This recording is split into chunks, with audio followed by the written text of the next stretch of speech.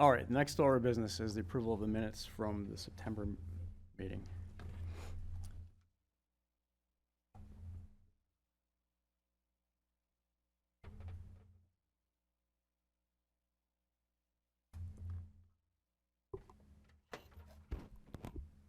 I had a thought about, under 3A, paragraph 3, sentence 2, something about adding routine cutting / mowing of the planted species prior to, because it's a little unclear if you didn't know the history of what we had talked about.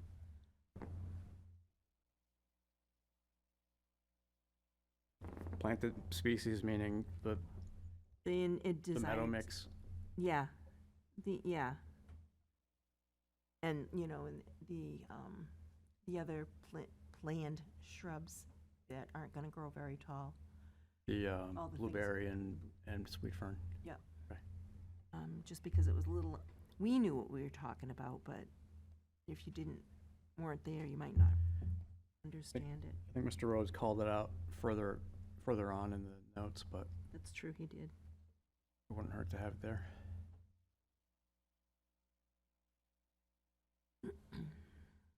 That's the only thing I had.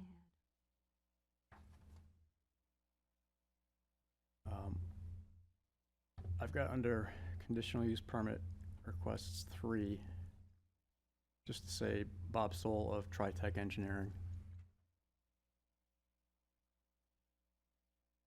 And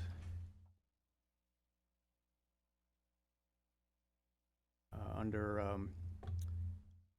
the Mike Davis application, just to replace where it says Mike Davis, applicant, was in attendance to present the application. I would just substitute that with himself.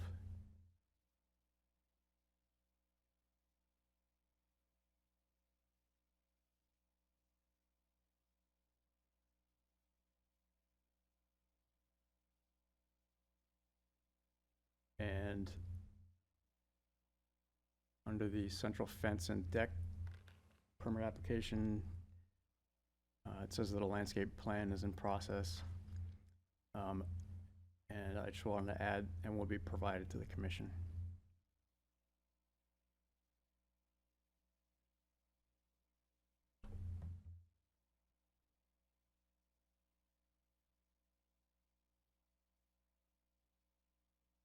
That's all I have.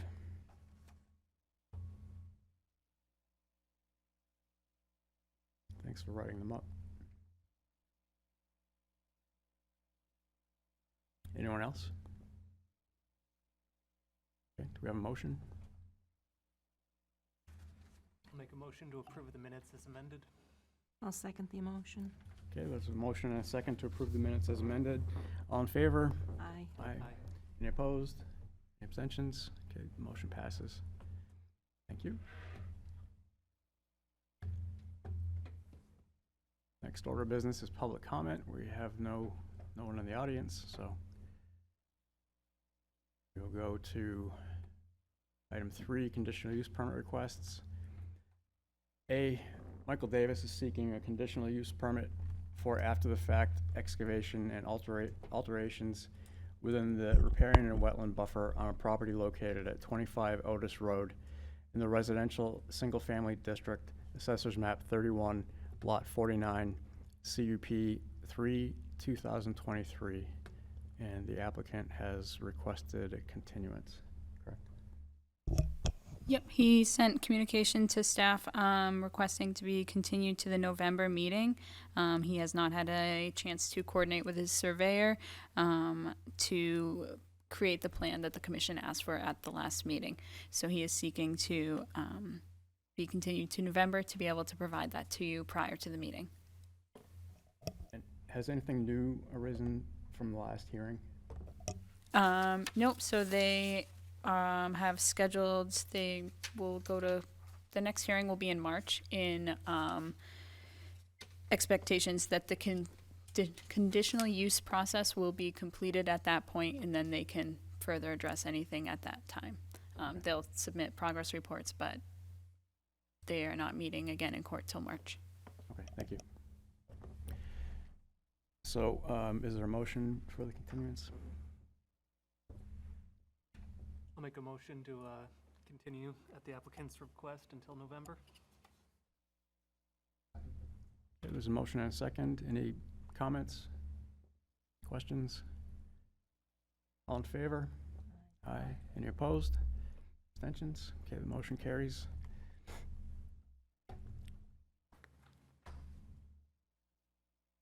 New business? Any new business to come before the commission?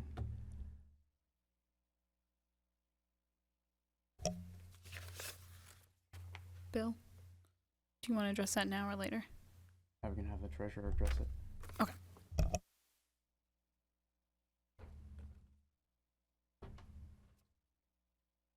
You can assist if you'd like. We can do it. So you have received your yearly New Hampshire Association of Conservation Commissions membership dues. It is for $550. Typically, this has been paid out of the Conservation Fund. Therefore, the Conservation Commission needs to have a motion to pay the exact amount out of that fund.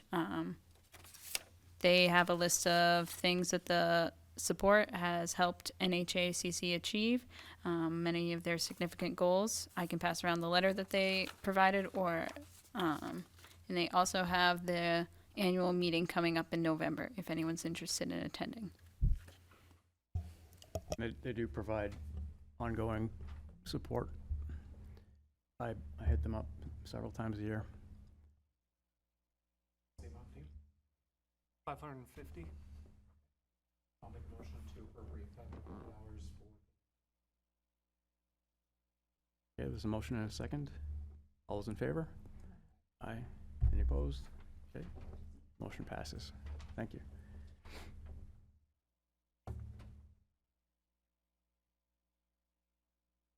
The information that I sent to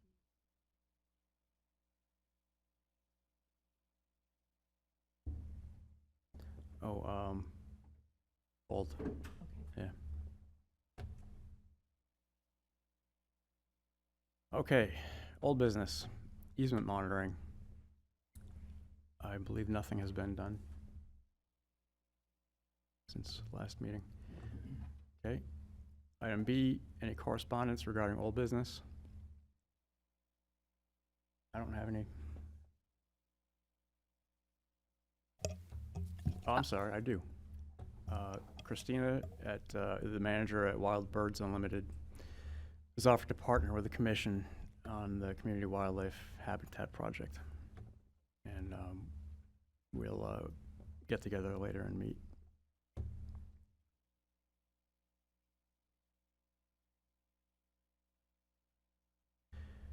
Member items subcommittee, I'm sorry, was there something that you needed to say? I passed out a memo to you all from Code Compliance Officer Shane Conlon. It was a follow-up to something we had mentioned a couple meetings ago about replacements of trees in the plaza. AJ Dupree did come out and look at the trees in the plaza and found a number of them to be in poor condition, that he would recommend removal of them.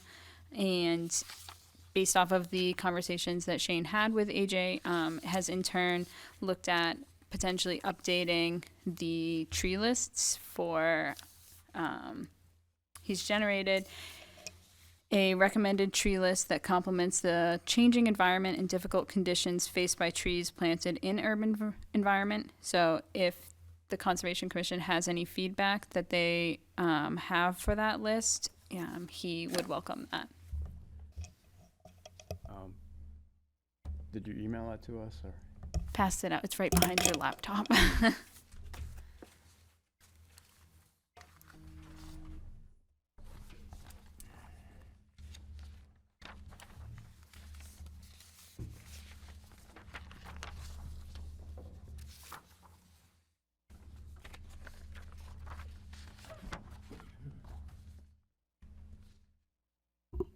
I scanned through the list, and there's a lot that are native to New Hampshire, which I think we should make a priority. There are some that are native to North America, but North America also includes our favorite honey locust. And then there's some that are native to Asia that I think we should disregard altogether. Just as a starting point, that's what I looked through. Agreed, yeah. Ginkgo biloba, for one, is not what I would recommend. And then the the European ones, those are kind of iffy too in my mind.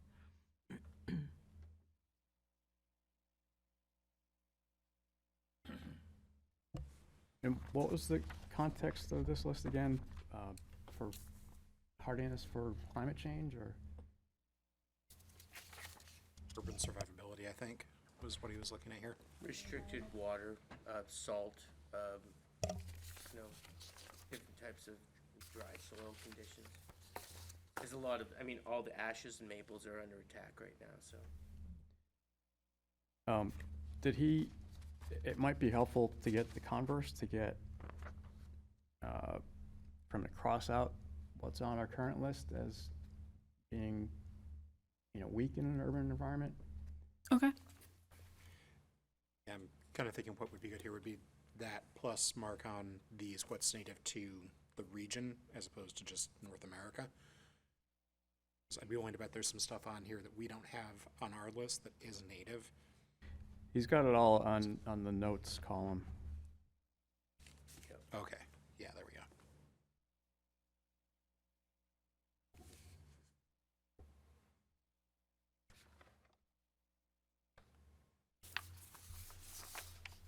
Yeah, there's a few on here that are, I don't know if I'd call calorie repair necessarily a pest, but I don't think it's really desirable. Honey locust isn't a great thing. Ginkgo that you called out. I believe it's mildly invasive. Yeah.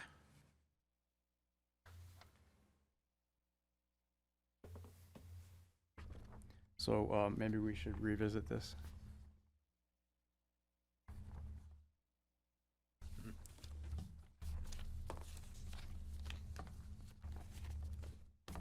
Okay, so we'll talk about that at the next meeting. Sounds good. All right, thank you.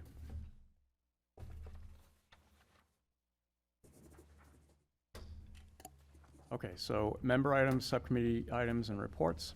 Wildlife management plan for Lily Pond parcel. I have no movement on that. Invasives plan, subcommittee report. Dale Smith Kenyon. I don't have any movement per se, but I did text you about the gentleman over, I think his house is behind the Church of Latter-day Saints off of Copperhead Road. I saw him moving some more soil from a known invasive area to down that road. So I think we really need to find out exactly what he's doing and get him to stop doing it. This is And the there may be gentleman some who repair filled that needs doing. part of the wetland on city property as well. We were hoping that code enforcement would go take a look. I can relay it again to Director Mears and the code enforcement officer. Okay, thank you. That's all I have. I've been seeing bittersweet in my sleep, and it's it's on all the forest edges, and it seems to be taking advantage of all the chain link fences in the city. I think that might be some low-hanging fruit to snip those at the bases. Just prevent those locations from being a jump-off point to choking the trees, near the fences. We do have authorization to do that, ad hoc, whenever we see it. If you want to take a pair of clippers with you in your car or something. So, for example, there's a lot of it at the high school, the soccer fields, Idlehurst at the track. Idlehurst is also getting completely inundated with Japanese knotweed, but that removal of that is a lot trickier. 'Cause fragments can reestablish in different places.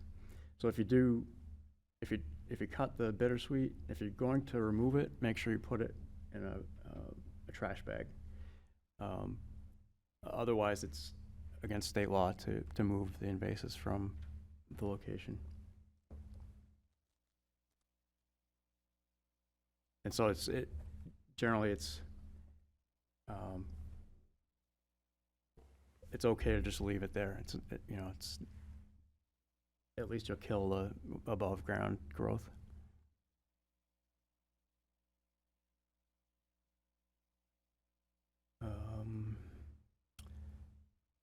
Exploration of formal conservation of Malley Farm parcel. Kevin is not here tonight.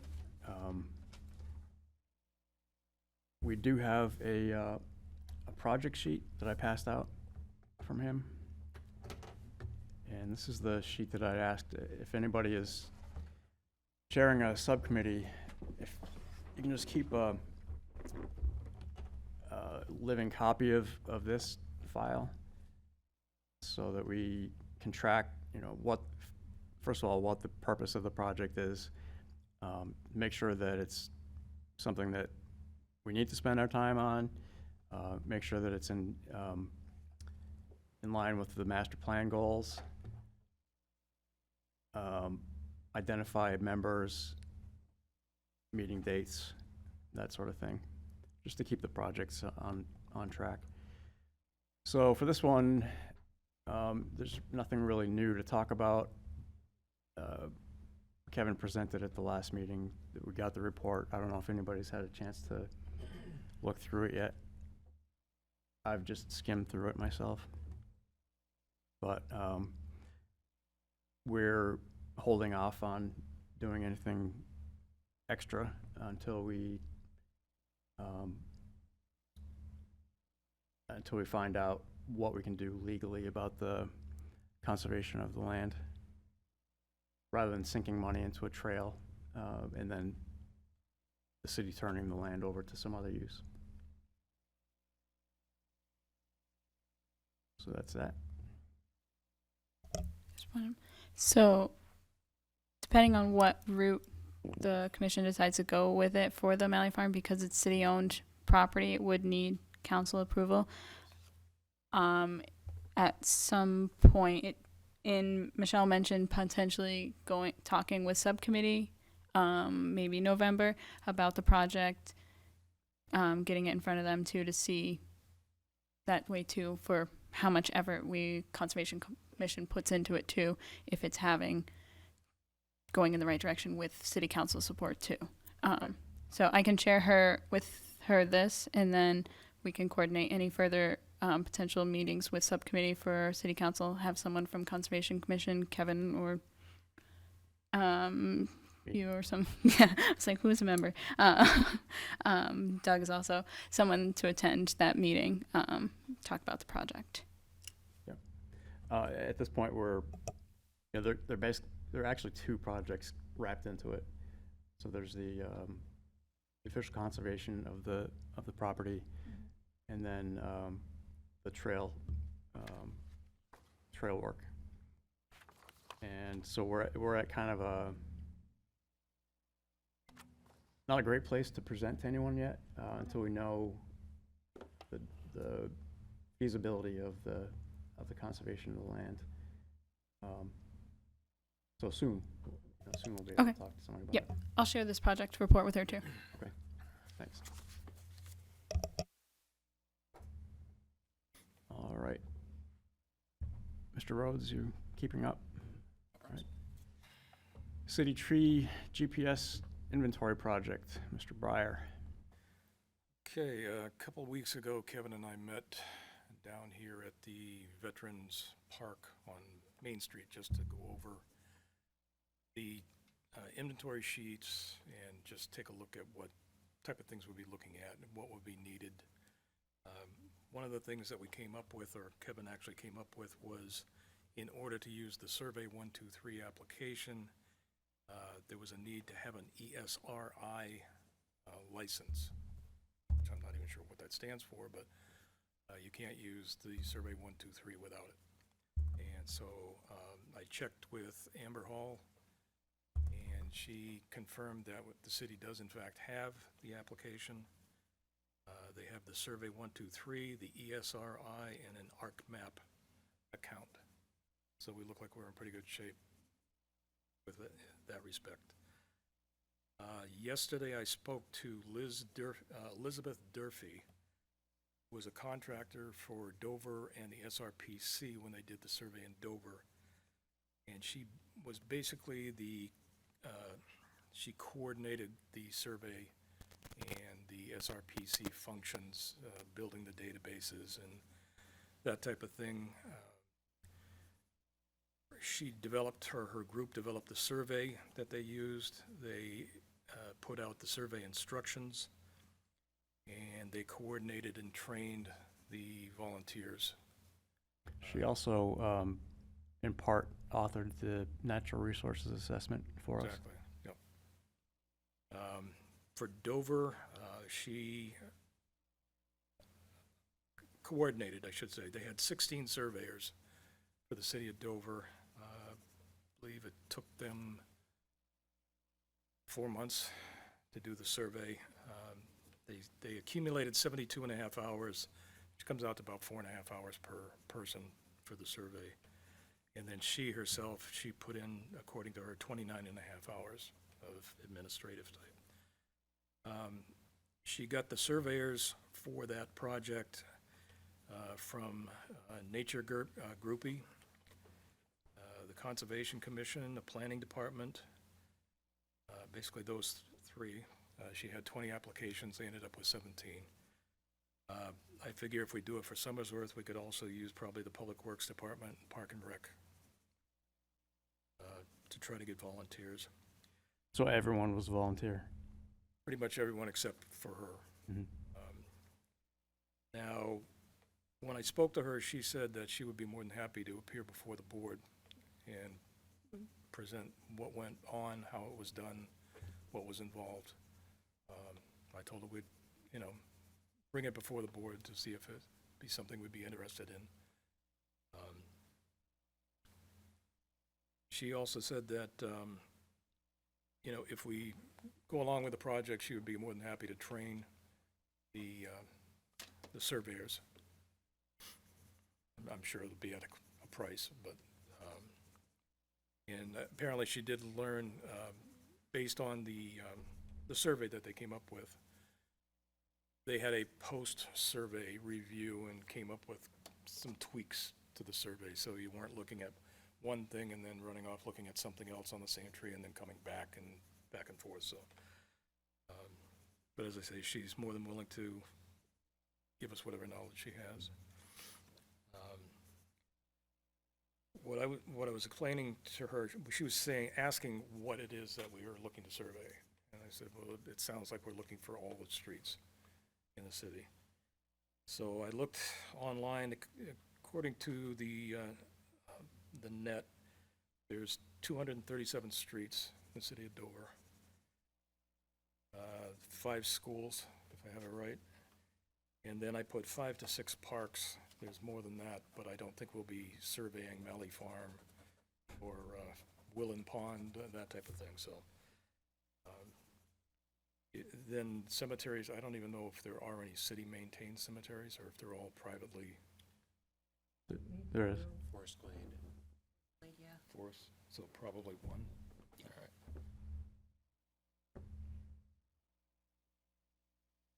And there's a committee for that. I'm sorry? There's a committee for that cemetery as well. Right, so we might be able to tap into them also Mhm. to use. And either way, we should keep them in the loop. The job that was done for Dover, like I say, was only the central business district. I don't know how many streets that entailed. They have, I think, 500 and some odd streets in the city of Dover, so. But they had 378 tree sites that they inventoried. And according to what I got from Kyle Pimental, the total cost for what they did in Dover was about $12,000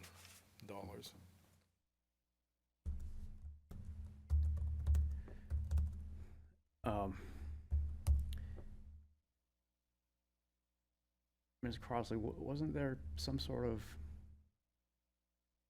grant as an impetus to this conversation, or it came from SRPC maybe, advertising it? I think the project idea came from SRPC. I would have to get back to you regarding any potential funding. That's not something I recall exact details for. Okay, thank you. Yeah, I'm sorry. There was grant money that was used when they did the Dover survey. And I'm not sure how it works into this, but the total project they did involved the tree inventory and the stormwater, I'm not even sure what they call it, Oh, so retrofit. 12,000 included the stormwater assessment? No. The whole project, including the stormwater, was 34,011. So the piece, like I say, according to Kyle, the tree inventory piece came out to about 12,000. Did they mention where the grant money came from? I think it says on the Dover website. I'd have to double check that. Okay. Yeah, I'm pretty sure it does. But like I say, they only did a portion of the city. They didn't do the whole thing. They didn't do their parks or anything. And that came up to 12,000. So I'm thinking if we're doing all the streets, all the parks, schools, we might be looking at probably double that.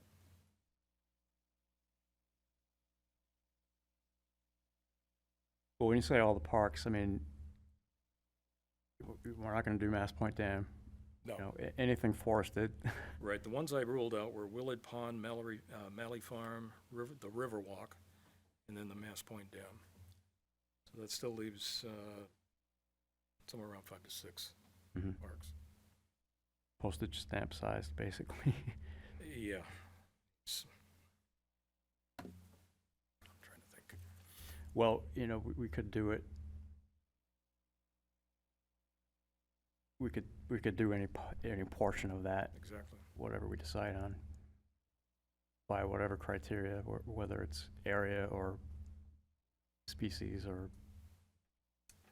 One of the main reasons we're doing this is to get the city trees onto DPW's radar. Maybe worth asking them what they've got the best grasp on right now. I'm guessing that's probably the parks, and then Forest Glade may have a pretty good idea what's going on with the trees inside their purview. So if that gets confirmed with the DPW, it might make sense to start with the street trees and then kind of fan out from there. Yeah, as well as any planted trees, especially from relatively recent construction. Sure.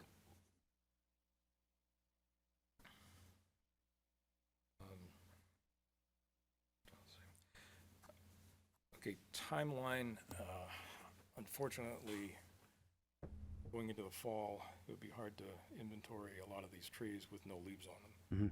So I would recommend, I guess, that we start in the April-May timeframe and go through it. It'll probably take around 3-4 months, depending on how many volunteers we have and the number of trees. And Liz Durfee also said there's a lot of stuff we can do up front that'll kind of make it easier when we go out to do the survey. Yeah. Speaking of that, did you and Kevin do a dry run on a couple trees, or? We didn't really. We just kind of went over the process, what we needed, who we needed that information from. Mm-hmm. Didn't really. I plan on doing that within the next couple of weeks. Okay. And I'm actually thinking, as I was driving over here, that the preliminary stuff that might be able to be done in the winter is basically looking at some of these roads, finding out where the right-of-ways are, and maybe even identifying by street how many trees there are that need to be surveyed. Mm-hmm. That way, when the survey starts, you just hand them a sheet, see these are the trees, or these are the number of trees on that street. Knock your socks off. We could also do it incrementally, right? Since we'll have the database. Will we pay as we go for that, or we? I'm not sure what you mean. If we don't do the whole city at once, does that impact the total cost of the project, or? It, I mean, it probably would. You wouldn't be, your layout, like say if you only took a portion of the city and did that next year, you would pay for that portion, and then the following year, if you do another section, of course, you would have your regular cost for the surveys, but then you're probably gonna have a cost for SRPC to input that data unless we can find out that we can do it ourselves. Okay. What's the cost generator for this? Is it access to the application, input cost, the coordinator fees? Where does? Yeah, that's what I'm trying to find out. And in fact, I asked Liz if she could break down what services she provides and give me a broad range of what that cost would be. Sounds like probably the layout of the GIS map. Right. And getting all the criteria plugged in the the city streets. area, yeah. Trying to keep my people straight here. Jackson Rand is basically their GIS expert. He's the one that builds the stuff into the base. And when I first spoke to him, he said that the portion, his portion for the database would probably be anywhere between 1,500 and 2,000. But now that we're talking the whole city, that might go up to 3,000, 4,000. We have 2 foresters now. So, if you do a dry run, maybe, would you be interested? Okay. Okay, good.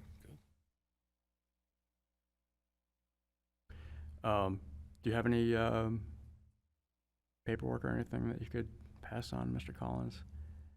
Just to get him up to speed?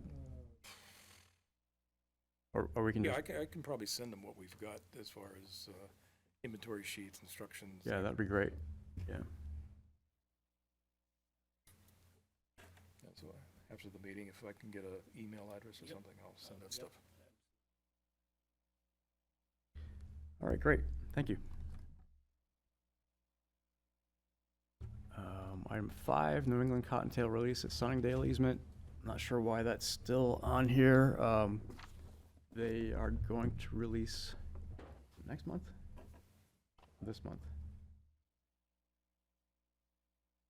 I can look it up in my email. Yeah, I could too. They weren't positive when it was going to be, but they're gonna let us know ahead of time. That's all that I know about that. Any other old business that may come before the commission?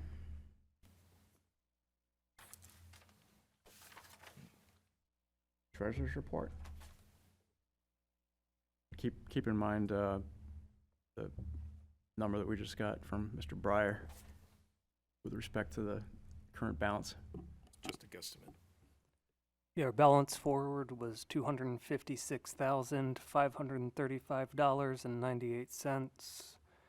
Interest received was $878.58. $720 was dispersed to Conservation Works LLC, and our ending balance is $256,694.56. Thank you.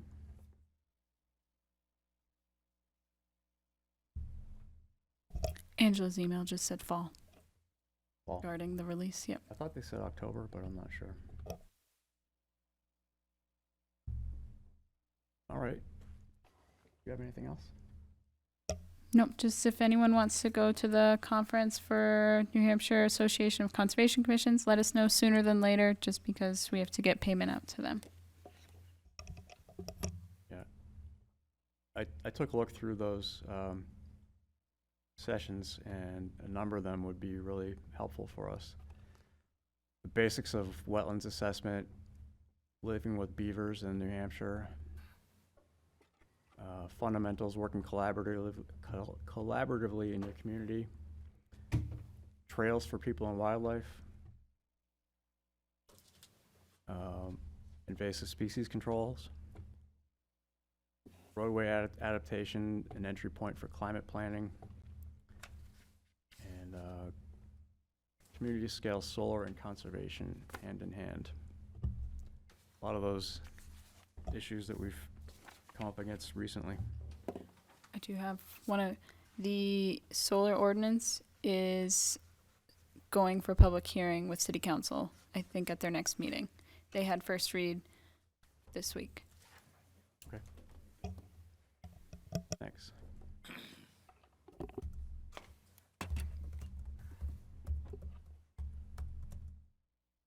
Yeah, I'll definitely go to that. So I'm not sure what the process is to sign up for it. I'll follow up with you, Sean. In past years, we've just contacted the planning office with our choices for, like, 2 choices for each session, in case they're full. Yeah, and you do want to let us know early because they do get full. So if you are really wanting to go to a class, we can get you signed up quicker. So, and it looks like it's all in person this year. And I'll follow up with you to find out what you consider to be the most valuable use of my time. So Okay. All right, I guess that's it. Just one thing, with, like I say, Liz Durfee was volunteering to present before the board. Is that something that we would take her up on, or? Yeah, I guess you could identify cost drivers, and, you know, the guts of the project. Would it be good to try to set something up, either for one of the board meetings or a special meeting, or?